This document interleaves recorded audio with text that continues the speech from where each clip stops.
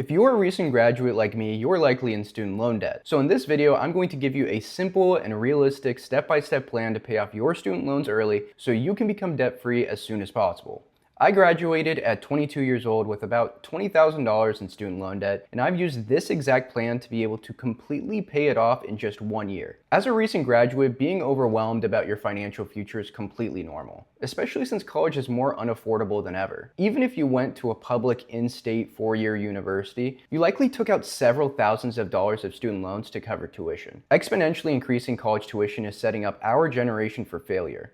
And if you don't believe me, here's some stats. The average federal student loan debt balance is now at a whopping $38,375, and the average monthly student loan payment is $536. That $536 monthly payment is $536 that you could instead be using to invest into retirement, save up for a home, or even just put food on the table. Nearly $40,000 of debt at our age can be really detrimental towards our long-term financial goals, but by the end of this video, you'll learn the 4 steps to get out of debt as soon as possible and take your first step towards financial freedom. Now, in order to pay off your student loans as quickly as possible, you have to first determine what types of student loans you have. There are 4 common types of student loans that you might have taken out: federal subsidized, federal unsubsidized, private loans, or institutional loans. A federal subsidized loan is a loan where the government prevents interest from accruing if you're enrolled in at least 6 credits from the time you take out the loan until 6 months after you graduate. That means that you don't have to pay a dime until the 6-month grace period after you graduate is up. After 6 months, your minimum monthly payments will be due and interest will start to build up on your loans. Now, a federal unsubsidized loan is the same thing as a subsidized loan, except interest will accrue from the time you take out the loan. Even if your payments are not due yet, once your first payment is due 6 months after your graduation date, you already have some interest built up on those loans that will be added to your total loan balance. Let's say you take out $20,000 in loans, but by the time your payments are due, you see that you have to pay off something like $21,000. That extra $1,000 is the interest that's been growing in your balance since you originally accepted the loan, which make these loans less appealing than subsidized loans. The third type of loan is a private student loan.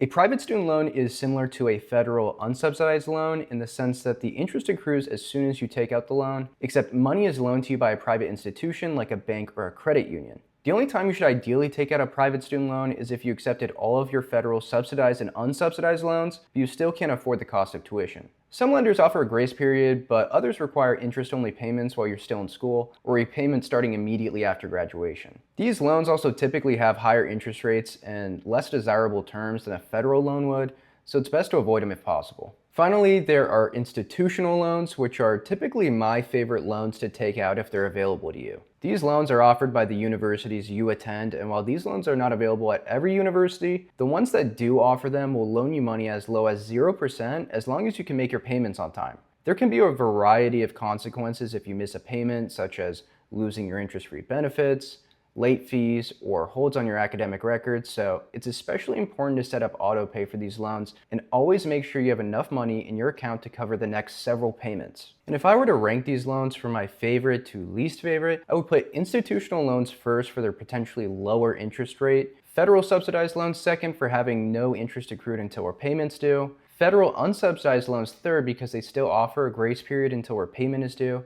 and finally private loans last for their typically higher interest rates and likely no grace period. Federal direct student loan rates are set once a year on July 1st, which is why some of your loans over your 4-year education may have different interest rates. Currently, the interest rate on these loans is 6.4%, which might not seem like a lot, but trust me, it adds up. For example, if I took out $20,000 worth of federal subsidized student loans and I made the minimum payments to pay them off over 10 years, I would end up spending just over $7,000 just on interest. Letting the interest on your loans grow over the course of a 10-year repayment plan provides no actual value to yourself, so it's especially important to pay off your loans early. For step 2, you should create a baby security fund of at least 1 month's worth of fixed costs. 1 month of fixed costs is essentially the total amount of bills that you have to pay no matter what. Examples of fixed costs include rent, utilities, groceries, gas, insurance, phone bills, or any minimum debt payments. To make this easy, draw a T-chart on a piece of paper and put down every single fixed cost you have on the left side and the average monthly cost of them on the right side. If there are items like groceries, gas, or utilities that vary on a month-to-month basis, then there are two things you can do. Option 1, get the Rocket Money app. This video is not sponsored and I am in no way affiliated with them, but I've used them personally and they have helped me itemize and categorize my expenses so I could get a better idea of how much money I was actually spending on things like groceries. And it's free.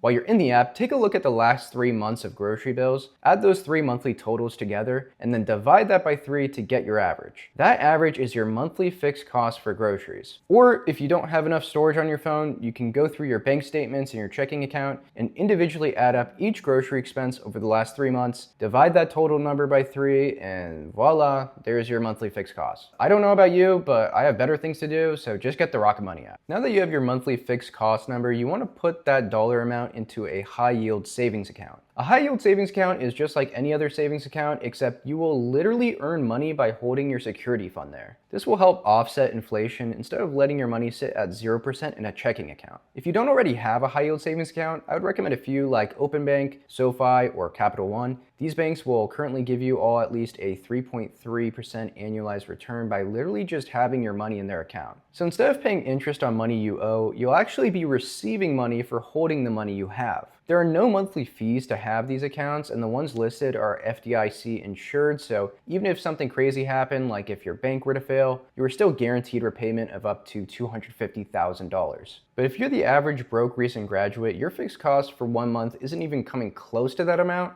so you'll be okay. You see, the reason why you need to keep an emergency fund before you start paying off your debt early is for your own safety and security. Let's say I get a typical bi-weekly paycheck at my job.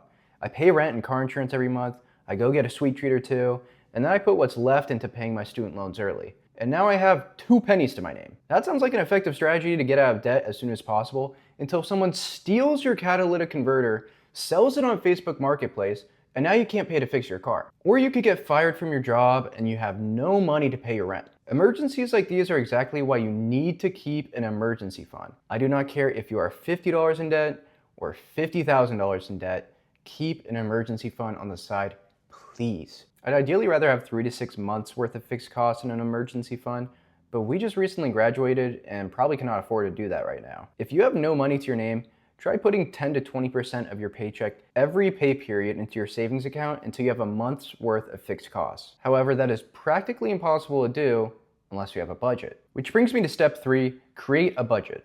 I am begging you, create a budget. Creating a budget might sound like a boring task and make you want to click off this video. Don't. But then you see headlines like, approximately 60% of Coachella 2025 attendees used buy now, pay later payment plans to purchase their tickets. What are we even doing? I'd rather be someone with a budget than someone paying off my Claro and T-Pain sets 2 years later. Most people don't know where to begin when creating a budget, and they end up just pulling numbers out of thin air because they feel right. We are not those people, and we are not going to do that. Instead, we're going to be using a monthly percentage-based approach to our budget, and here's how to do it. Ideally, we want to allocate 50% of our net income towards fixed costs. Net income is the amount of money you make after taxes on a monthly basis. Luckily, if you're watching, you already figured out your fixed costs, and if you didn't, now would be a good time. If your fixed costs are more than 50% of your net income, that is okay. Most people's are, which is why 50% is a goal and not a rule. But that does mean that you do have to take away money from your next category, free spending. Free spending is my favorite category, and it's the money that you want to allocate towards what you want and not what you need. And I mean anything. Matcha latte, yes. PSA 10 Greninja Pokemon card, sure. Maybe you even want a tub of Papa John's garlic dipping sauce, be my guest. But free spending should not take up more than 30% of your take-home monthly pay. Finally, the last 20% is for savings, investing, and early debt payoff. The entire 20% should first go towards your security fund if you do not have one already. But after that is built up and locked away, that 20% of your net income should go towards making extra payments on your student loans on top of your monthly minimum.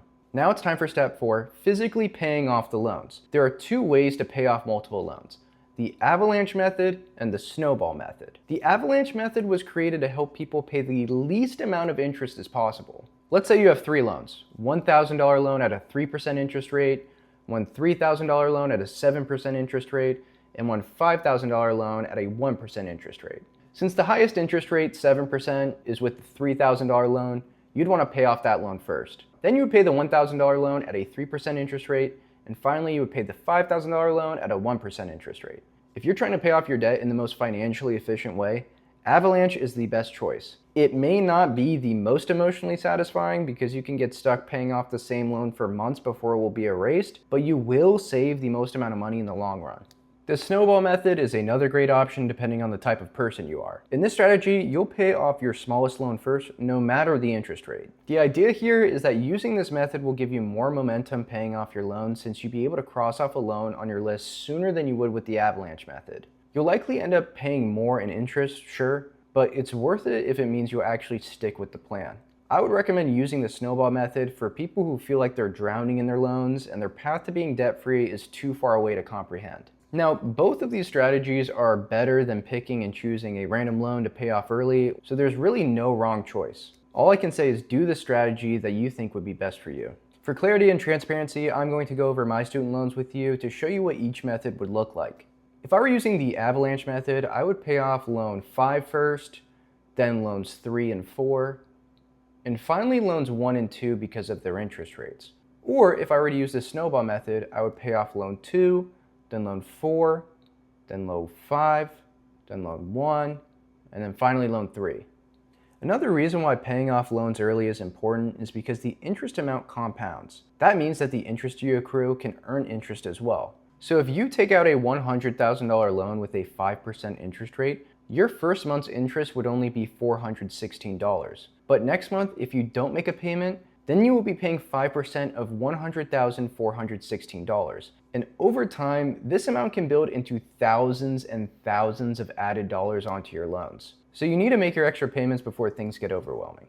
While compounding interest on your student loans can bury you if you borrow a ton of money or if your loans have high interest rates, it can also help you reach financial freedom faster if you invest your money as early as possible. Investing for most of us graduates is not easy when making entry-level wages and making student loan payments, but the quicker you pay off your debt, the quicker you can invest and the more money you can make. Let's use another example to explain this so you can see how much you can get ahead by investing early.